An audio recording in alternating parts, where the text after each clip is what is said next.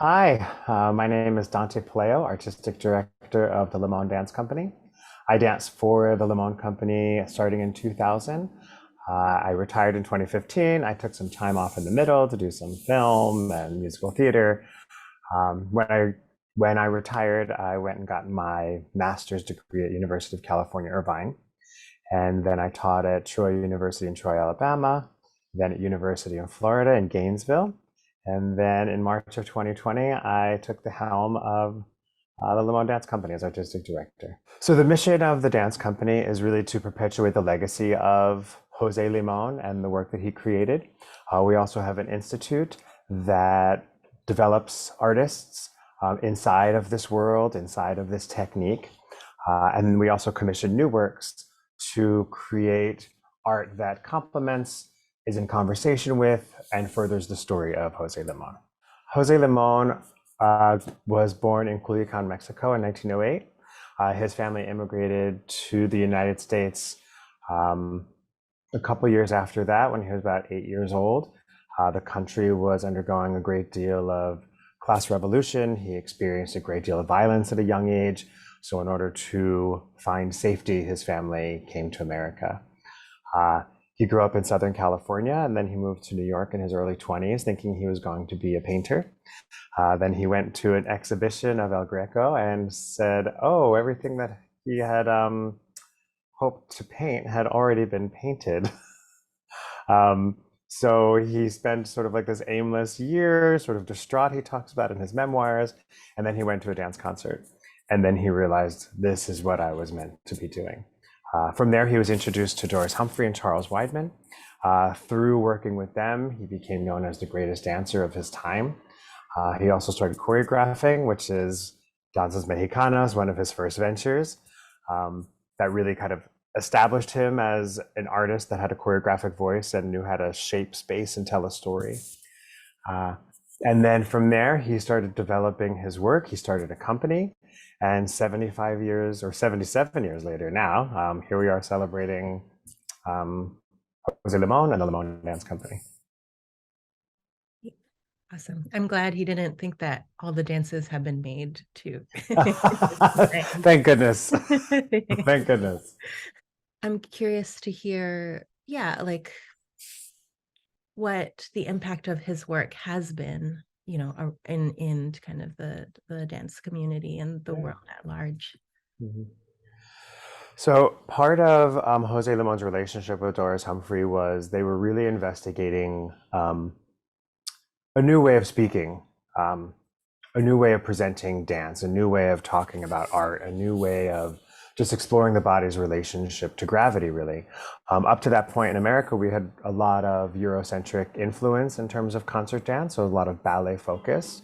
And then with ballet, it's very about the shape and the design and the line, the tricks.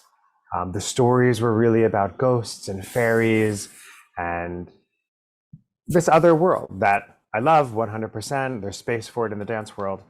However, Jose and Doris and Charles were investigating something else, talking about the American experience, what it was to build railroads, what it was to be inside of a community that was struggling and winning and losing and gaining, and the idea of hope, the idea of loss, and really exploring those ideas inside of work.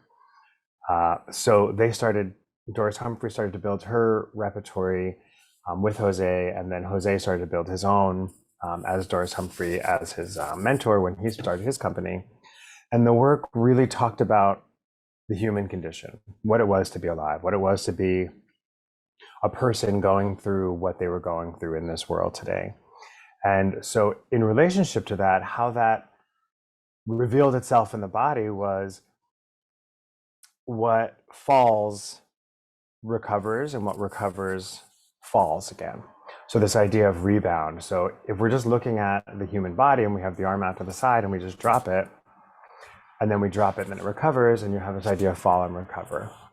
So that was sort of the initial response, or maybe like the first step in this investigation.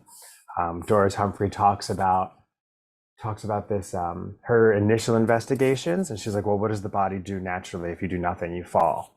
Okay, so then you fall, and then what happens? And then you keep going. So that's the seed that sort of started all of this, the body's relationship to gravity. And then you take that, and then it becomes a metaphor what's happening inside of the work. Uh, and now that work is studied in universities, and companies around the world license the Limón works, and we tour the world. Jose was the first. Jose Limón was the first cultural ambassador of the United States, that went on several United States sponsored tours, to travel the world to share the story of Jose Limón and his work. So it really just started a whole branch of art that fed the world. Yeah, that's so beautiful. The way that, yeah, kind of the work began with just this embodiment of like humanity and like natural state, or what our body naturally responds to in gravity. And like you said, it can grow into this larger kind of thematic metaphor for what they were looking at, which was struggle. And then the kind of, yeah, the recovery, the rebuilding after that. And for folks who aren't familiar with it, kind of contextualizing how Limon conceived of Danzas Mexicanas, where it's coming from for him. So Danzas Mexicanas was one of his first investigations into choreography. And I think it's so interesting that he chose this particular story to investigate first, because I think it reveals a lot about his personal trajectory into becoming a choreographer. So, one of the first things he does is he looks at who he is. What is he made up of? What are some of the basic ingredients of his story? And he looks at Mexican history, and he looks at indigenous cultures. He looks at the Christian Crusader. He looks at the slaves, the people who were enslaved by the Christian Crusaders. He looks at the royalty, and then he looks at the revolutionaries. And so how he ended up shaping these 5 solos into one work that he danced all 5 solos tells his story, that he is not just one of these things, but in fact all of them. And yes, the Christian Crusader may be thought of as this evil person who came and did what they did, but there is a level of understanding that they were doing what they thought was right. And he embodied that. He understood that it was a part of his history. Without that, he wouldn't be who he is. And he even says in his memoir, he's like, while making these dances, I grew up. So I think that speaks to a lot of lessons I think that we can all learn today. We are so divided politically. The world is like, the media just drives a line right down the center and makes you forces you into one idea or the other. And there is so much in between that we are not allowing ourselves to engage with, because it's easy to pick one side or the other, good side, bad side. And life is more complex than that. And I think in 1939, Jose understood that and dove into that and leaned into it and wanted to tell that story as, yes, I am this, but I am also this. And that doesn't make any part of me less valuable than the other. It means that the combination of these characters gives you this really rich, complex person who can have many conversations about many things. So for me, I think it was such an important work for him to think about and dive into. And then for me as an artistic director, a new artistic director, to touch that work and revisit it and look at the writings and read his story about it, it gives me a clear direction as to where I want to take the company and where I want to go as an artistic director. Because I think in order to do it authentically, I have to be as in touch with who he was as much as possible. And so diving into that first work as sort of one of my first projects felt like the right package. It felt like the right way to tell his story and then create the next generation of what his company can look like in the 21st century. Yeah, that's wonderful. And what I had learned and didn't know, I guess, was that the work was reconstructed, right? And I'm so curious about what was that process to kind of reconstruct it. Mm-hmm. So Danzas Mexicanas was Mostly lost. It's 5 solos. There are about 2 minutes of footage of two of the solos from his time at Perry Mansfield, which is in Steamboat Springs, Colorado. There's also another small clip from his times at Mills College, I think the same summer. And that's it. Like there is nothing else. And I have done all the research. I've spoken to all of the OGs, like, hey, help me out. Who knows what? And nobody knows anything. Nobody had physicalized any of that. He never taught the work to anyone. I read somewhere that there was a conversation about teaching the work to Barton Muma, who was one of Ted Sean's disciples, but that never happened. So we're left with 2.5 minutes out of something close to maybe 16 minutes of music that we actually do have. I found the sheet music to that and had it re-recorded and all that. So we had that. So now what are the other 14 minutes? So it's sort of like lost at that point. And it's like, okay, well, okay, I think that's sort of like the end of the road. And then I found his journals, his Libro de Ideas, his book of ideas. And in that book, he wrote down Indio, and then 2 pages of hands clap to the right, run to the left, knees bend for 4 counts, and then the next solo, and then the next solo. So he wrote out all 5 solos just by hand. So I took this writing and I locked myself in a hotel room while I had COVID. And I just started to kind of physicalize what all of these things could mean. And then I created with what I knew he was saying.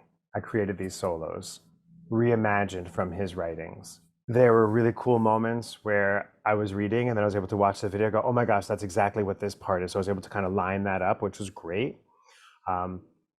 There were times where he would say things like big ornate gesture. It's like, what is that? But one of the ties that was really helpful was in the footage from his time at Perry Mansfield. There are a couple of gestures, there are a couple of foot patterns that he does that shows up throughout his work. So there's different little moments. I'm like, oh, that is from The Unsung, which he choreographed in 1970, like 40 years later. And then, oh, that's from Carlotta, which he choreographed in this year. And oh, that's from La Malinche, which he choreographed in this year. So I saw the like ingredients of all of these characters, archetypes that exist throughout the breadth of his work. So when I was looking at like Conquistador, I was able to look at where else that role, that archetype showed up throughout his repertory. And I was like, oh, big ornate gesture. Okay, there's a big ornate gesture in that solo that I can use here for those 4 counts. So then I was able to I was able to authentically pull from his own choreography what I thought he was saying, and then create these 5 solos. From there, the story doesn't stop there. Now it was time to get into the studio and work with the company. I taught them what I had absorbed, what I thought the writings meant to me, what I found to be true of this. And then I was talking to Dr. Daniel Lewis, who was one of Jose's proteges, and he was telling these stories about when Jose would set a work, he would change it a little bit for the artist in front of him. So, we'll have 4 or 5 different versions of the same solo because he taught it 4 or 5 times and he changed it a little bit. So I wanted to give my artists that are dancing the Limón work that same opportunity to experience what this work is and then make it make sense for them. So in the creative / restaging process, the dancers had agency to play with the timing, to play with the facing, to play with the direction, to find some agency over the material. And then slowly through crafting, finding what works, finding what doesn't, finding how we can make the music come alive, finding how there's overlap between the solos. Then through that process, we now have Danzas Mexicanas 2022. Yeah, wonderful. And it, from what I remember, you kind of premiered it for the first time last year. Is that right? What what was that like? And I guess like what is your wish for this work now that it is kind of in a sense, restored, brought back to the body. Hmm. I was excited for the world to experience this work. I felt like it told the story of his beginnings. Um, and now I think it's a great work um, for like children's programming, for our Limón for kids, so they can have an opportunity to touch this work, um, hear the story, because it really does tell his story, this Mexican Baroque historical lesson that lives inside of this work. So I really want it to live in those places. So there's a lot of access to it. So it's not just something that's on a proscenium, something that's not touchable, but let everyone play with it. Maybe we can have processes where we give the same information to young artists and say, here's information, here's some video footage, create your own solos based on what you know from these stories, based on what you've learned from this material and this writing, so that we can continue this evolution of him, of his story, of this idea of really like true empathy and acceptance. Yeah, I can see, especially because it was coming from such a place that was like, yeah, deeply rooted in investigation, like inheritance around all these different cultural influences, that it is like a very powerful question to ask other people to kind of, yeah, participate in that same critical thinking. Um, and you just mentioned like the Baroque history, maybe a little bit more of kind of historical context for that. Yeah. The Mexican Baroque history is the 300-year Spanish occupation of the area now known as Mexico. Uh, and through those generations, um, languages were lost, communities were destroyed. In its place, European constructs were built, languages were changed, and looking at that era, um, that is where Limón drew the inspiration. So he was thinking about the land before the European settlers. So the first solo is Indio, of the indigenous cultures, representing his personal connection to his past, which he was taught to be ashamed of. Um, and then he's looking at the Christian Crusader um, and telling that story. And then we go into a solo called Peon, which is the enslaved working the fields. Um, and then we go on to Caballero, who is the descendant of the Christian Crusader. Um, I think he says something like, um, with with all of the power, but none of the strength. Like this idea that it's this descendant of this other. And then the final solo is Revolucionario. So it's the revolt, the fight against those systems of oppression. Right.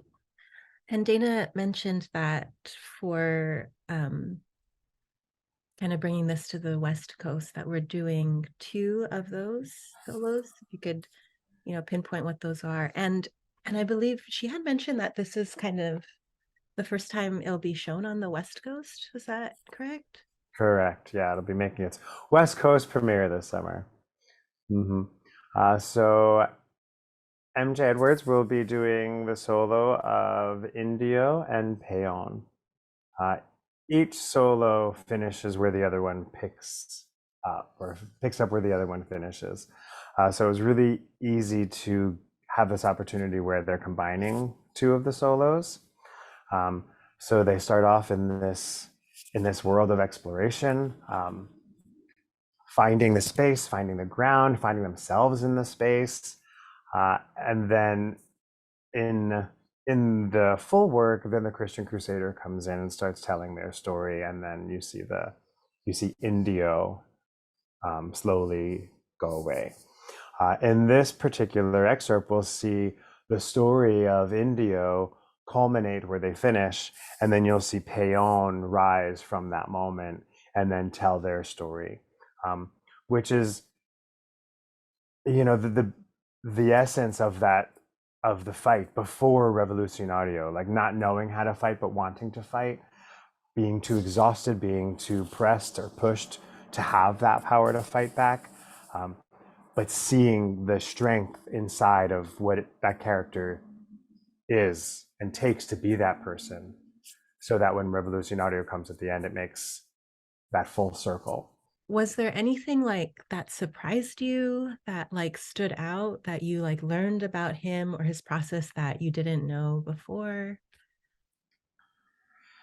I don't think I understood the depth of the purpose. You know, all the things I'm telling you now are in reflection of. I don't think I knew a lot of this going into it. I was like, oh, that'd be a really cool story to tell. Like, yeah, like it was his first thing. It should be my first thing. Yeah, like let's figure this out. And then going through it, I was like, wow, he was an empath. He is all of these characters. He was taught to be ashamed of this, and then he owned it. But he also knows he's this, and he owns it, and he wants to tell that story as well, as challenging as it may be for him to embody this role. He still wants to tell that story, uh, becoming the oppressor and accepting that that's a part of him. Uh, I think it takes a lot to be able to do that, and I don't think I understood that about him before going into the process. What does it feel like as a dancer, you and the other people in your company, to embody his work? He says, dance, you'll know me by dancing my works. Uh, and, you know, you look at his works and they're just, I mean, just his understanding of space alone, the way he moves bodies, and they'll be like doing the circular thing, then all of a sudden they're doing lines and then it's on a diagonal. It's like that understanding of geometry is just so genius. I could watch it from above like all day long, just like shifting sands. So to live inside of that mindset of understanding the flexibility of space that's dependent upon community and how you're working with other people, and then how as a group you fall and recover together. There's so many life lessons to learn inside of those really basic ingredients. Yeah, I think that the company, the dancers in the company, are really tied to each other in a lot of ways, and I think you have to be, because the work asks you to risk a lot. Um, you know, even if it's just something as physical as going as high as you can, reaching, and then hoping that as a group, all of you fall together in this breath rhythm. And then being aware enough of your space to know that you're rising together before the next fall. You know, if it's not musical and it's like on a breath, like how are you able to count on and trust and move as a unit? And the company and the work asks you to do that every day. um, and I think that that just gives the artists so much information about how to be people in the world, how to move through life, how to approach art, and how to be storytellers. Yeah, it's a lot of risk that this work asks of you. Mm-hmm. Yeah, and the trust that comes with being able to do that too, as you kind of said. And yeah, I mean, I've always thought in work and creating work that, like, you know, the theater, the rehearsal studio can be a mirror for the kind of way you want to be in relation to each other in the world at large. And I think the way you described that was like, yes, like, you know, we can practice that with, you know, with these communities, and that does like spill into, yeah, how we show up, how we want to show up, you know, outside of that. That's really, yeah, lovely to hear that that's kind of where you all are coming from in, yeah, in building this community together. Mhm. You know, there's just something about the honesty of the gesture that for me resonates. Uh, when I danced in the company, there were other people in the company who had been there, who had danced with Jose. You know, so not only did that mean that they were connected to that generation, but that means they were also able to still be physical all these years later. And I think it's has to do with that, has to do with this intention of gesture and honesty. Um, you know, of course, there's the work that requires big jumping and partners and, you know, all the physical things that is much easier to do as a 20-year-old than as a 50-year-old. But there is still so much richness in this work that even as someone who is in the later part of their career, they're still able to bring so much to the work that they're not, you know, you don't get to a threshold where you can't do the work anymore. because there is still so much there that can be explored. And I think that's that's what attracts me to it, is the longevity inside of it. I remember the first time I revisited a piece after having done it, learned it, performed it, stopped doing it for a while, and then 5, 10 years later, you go back to it. And it was just so much richer the second time around because I had gone through so many other reconstruction processes and learned so many other works, that stepping back into that original work was like, felt like coming home, but so much richer and so much deeper. I had so much more knowledge. And I was like, wow, what other work does that for you? I'd never experienced that feeling before.